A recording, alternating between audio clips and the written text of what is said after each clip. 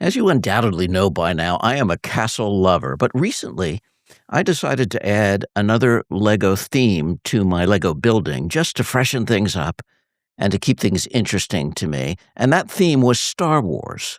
So today I want to show you the very first set I built. It's a simple build.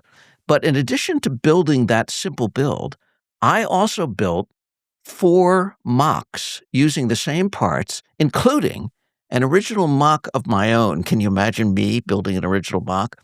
And in addition, if you stick around to the end, I'm going to show you how I took the only minifig that's included in this set and actually mocked it out to be a castle minifig.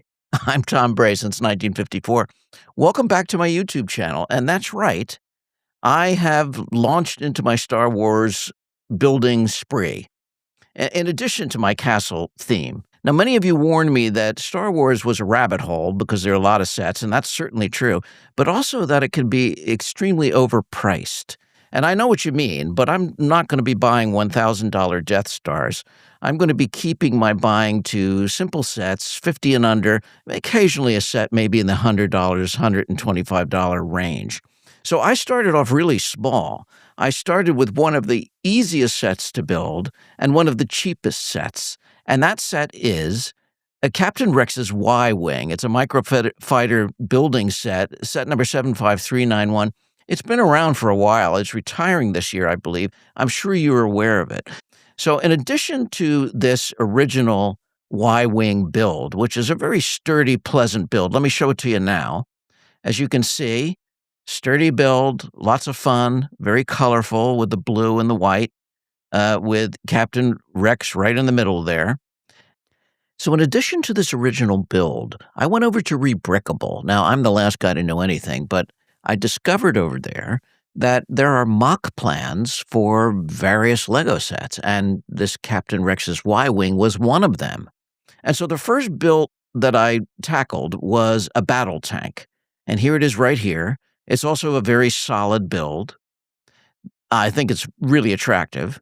And then the next thing I tackled was like an Imperial Walker, which I thought was really cool looking with articulated legs, etc. And then the last build was an artillery cannon. And that was also a cool build. I loved the shape of the gun, and I had a great time doing that. Finally, what I did also was to build an original mock of my own. And I've never done this before. I've never had the courage to do it. Castle just seemed too daunting to me. There's so many pieces. But with 99 pieces, I figured I could stay in the spirit of building a mock from the original pieces of the set. And I wanted to give it a go. I just wanted to dump the parts out and just see what I could come up with. I did go in with a concept in my head. And that concept was I wanted an anti-aircraft gun with articulating walker legs. And so that's what I set out to do. And I'm really pleased with the results. The gun articulates. It's a really attractive looking build. I used most of the parts, and I didn't use any other parts. And the legs also move. So I thought that that was pretty good. It's not the greatest of mocks, but as my first mock with a very simple set, I'm very excited by that. I must say something about these mocks, these alternative builds. Since they stick to the 99 pieces, some of them are not very robust for play value. They tend to fall apart, including my own. I discovered that the legs fell off, but then lo and behold, I noticed that instead of just a walker that was an anti-aircraft gun, I now had a land cruiser. So I got 2 mocks in one. I just had the best of times doing this. In addition, I decided to use the Captain Rex figure, and I was determined to see if I couldn't turn this into a castle figure, just to keep things really interesting for myself. And because I'd heard from some of you that you often did this with your Star Wars minifigs, you could use parts to integrate into your castle world. So the first thing I did was look at this minifig. It's really attractively printed. I kind of love the legs of it. I love the torso. The torso I wasn't going to be able to use because it's too tech-oriented, unless I really went into a steampunk vibe. But the legs I could use, and I liked the legs and the color. And what the color reminded me of instantly was the new Horse Knights faction. So I was curious to see whether the white legs would match up with the torso, and so I tried them. That's the first thing I tried, and lo and behold, they matched beautifully. I also liked Captain Rex's head, and so I decided to use that, and I knew that a helmet would disguise the printing on the side, and I'm not sure what that is up here. I think it's probably something to do with his the fact that he's a clone.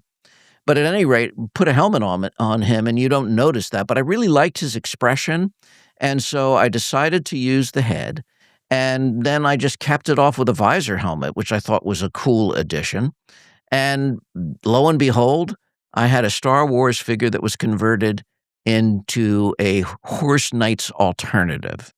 So that's what I did this week, and I am determined that from now on, whenever I build a Star Wars set, I'm gonna take one of the minifigs that's included in that set and see if I can't turn it into a castle troop that I can use, some sort of castle figure, because it would be really fun to integrate Star Wars that way into my castle world, and it would just make building Star Wars all the more fun for me.